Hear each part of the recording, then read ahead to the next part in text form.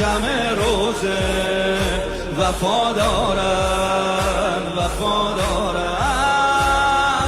این مردم باور و دین دارن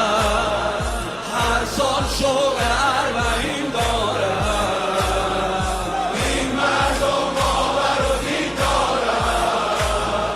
هر سال شوق اربعین دارن